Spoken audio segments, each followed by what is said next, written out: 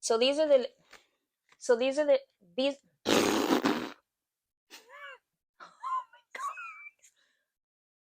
and cut. Hi, my loves. Welcome back. If you're new here, my name is Vanessa, Vani for short, and on this channel, I'm documenting my Amazon journey, sharing my tips, tricks, and lessons I've learned along the way. Before I start the video, some of you have been sending me emails, DMs, commenting below that you want me to be your mentor. So I have started one-on-one sessions, and if you're interested, I'm going to put all my information below how you can contact me only if you're serious because you know time is money and I really want to help you guys. So again, if you're interested, hit me up and I can't wait to meet you guys face to face.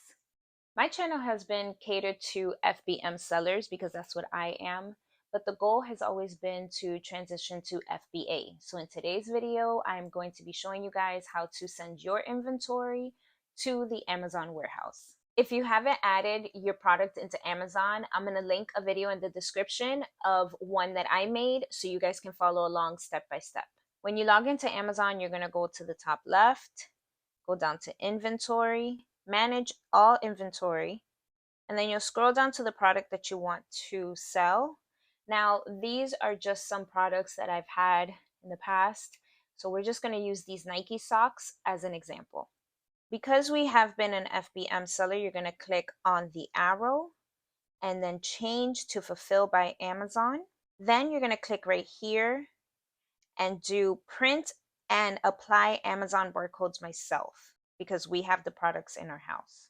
Hit confirm, list FBA and send to Amazon. So first we're going to start right here with the ship from address. I have mine blurred out. You're going to hit the ship from and you're going to add a new contact.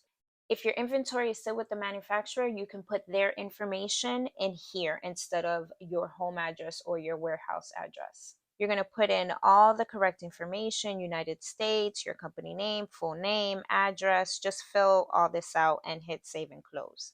Once you have that, most people that are watching this video are in the United States, but it'll give you other information. So yeah, you can put the United States. Then right here, this is individual units. Because we haven't sent to Amazon before, we need to create a new packing template. On here, you're going to give the template a name. So I'm just going to put sock test. In the area that says case pack. So what this means is it's a box that has multiple units of your product that you're sending into Amazon.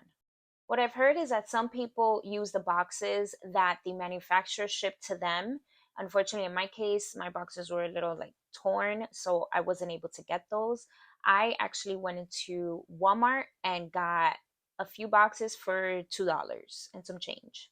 But Amazon does have some requirements, so you need to make sure when picking a box, no side is longer than 25 inches. And once you have all your units in the box and taped up, it's not heavier than 50 pounds. Next, you're going to put in how many units you put in the box. So for mine, it was 16. Then you're going to put your box dimensions. Again, I got mine from Walmart and Walmart was very helpful.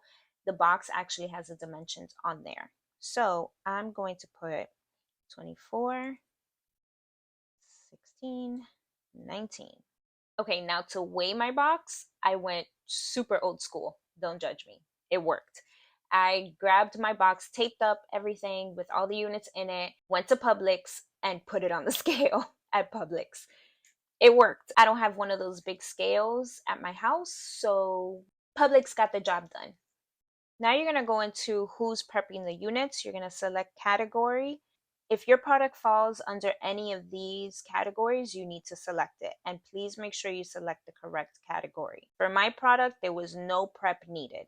Then you hit save. The next part is who's going to label this. So if you plan on doing it or having your manufacturer do it, then you would need to select by seller. But if you want Amazon to put the labels on, you can, but it is going to cost 55 cents per unit. So the label that they're referring to is a little sticker that goes on all your product packaging. This is the FN SKU. I'll talk about that more later on in the video, but for now, I recommend you doing it or your manufacturer, so just hit by seller. From there, you hit save. Then here, you're gonna put how many boxes you're gonna send into Amazon. So let's just put 3 boxes. And that has 48 units in it because you said you had 16 units in each box. You're gonna hit ready to send.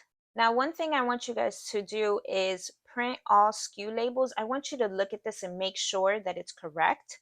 Here, it'll give you different options on which labels you want to use, but the common one is this one, the 30 Up labels. So these are the labels that I use. They're Avery brand, and they say it's 30 labels, 10 sheets, and this is the dimensions. This is pretty much the standard one that everyone uses to print out their labels. I got mine at Walmart. So from there, after you select which labels you want, you're going to print all, and then it's going to download. When you open it, you'll be able to see. So this right here is the FN SKU. This is your unique number and how Amazon tracks all your products. This right here is the name of your product, and you're selling it as new. From there, you're going to hit confirm and continue. And here you're going to select the date that you're going to send out your products. So let's just say Friday the 7th, and it'll show it here. So it selected the small parcel delivery. So with that selection, what I would do is just pack up all the boxes, put them in my car, and drive to UPS and just drop them off there. Now, if you're sending in a lot of products, then you would select less than truckload. But because we're just sending only 3 boxes and we can do it ourselves, we're selecting this. We're keeping that the same. You're going to be going with UPS, and you see it's only $45. Now, if you feel like you want to use another carrier because UPS is not closer to you, then you can select one of these. But just remember, UPS is the preferred carrier because they give you like a discount, and Amazon works with them. So here you would just accept charges and confirm shipment. So because this is an example, I'm not going to accept the charges because I don't have that many. But the next step is accepting the charges, and then you would print the box labels. The print box labels are the shipping labels that tell UPS where to send to Amazon. So for me, Amazon decided to send my products to 3 different warehouses. So I had 6 different shipping labels. On that, the first shipping label is the address on where my products are going to. And the second label is the label that Amazon scans to let you know that your product is in their warehouse. So what you're going to do is put one shipping label on the front and then put the other shipping label on the side. You can either get labels at Walmart or wherever you want to pick, do the 4x6. That's usually what everybody uses. Print those out on your printer, or you can get paper and cut them out and then tape it on there. But make sure you do not tape over the barcodes because Amazon needs that to scan and verify that your product made it to their warehouse. Now, I didn't pick these locations. They just automatically picked them by themselves, I guess just to be closer to California, one in the middle, one on the east. So once you've shipped out all your product, then you can go into Amazon maybe like a day or 2 later. Don't go right away because it's not going to have anything on there. You log into your Seller Central account, you go to inventory, go down to shipments, and here it'll tell you your shipment name, the created date, when it was last updated, shipped to. Honestly, I'm not sure what this means yet, but I will figure it out for you guys. And how many SKUs. Since I only sent one of the same product, it's just 1 SKU. There was 6 sent and they received 6. And the status is receiving. So the status receiving means that my boxes made it to the Amazon warehouse. They have scanned it in, but they're still kind of unpacking everything. Once everything is done, that status will change to close. If I go ahead and click on this link, it'll tell me exactly, when it was created, it's in transit, it was delivered, so it was received. It'll give me an update on or before July 5th. So if there's any issues with my packaging or anything like that, they'll let me know. Now, a mistake that I've been told that new Amazon sellers make is they either send too much or too little into the Amazon warehouse. Too much will just sit in the warehouse and they charge you a monthly fee. On top of that fee, they have a long-term storage fee. So if your inventory is sitting there for more than 6 months, they charge you even more.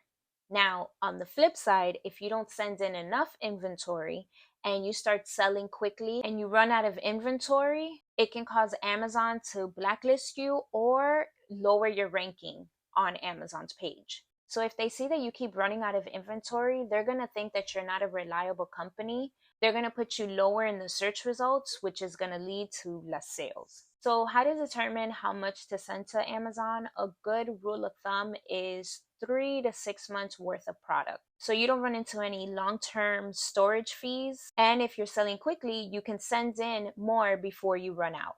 Now, that was definitely a lot of information, a lot of steps. Honestly, the first time I did it, I was a little overwhelmed, but little by little, step by step, I ended up successfully sending my product into Amazon. If you guys have any questions at all, please leave them below and I will definitely try to help you and answer them. Hope you guys enjoyed this video. If you did, hit that subscribe button and the bell so you're always notified when I upload something. And as always, I'll see you guys soon. Bye, my loves.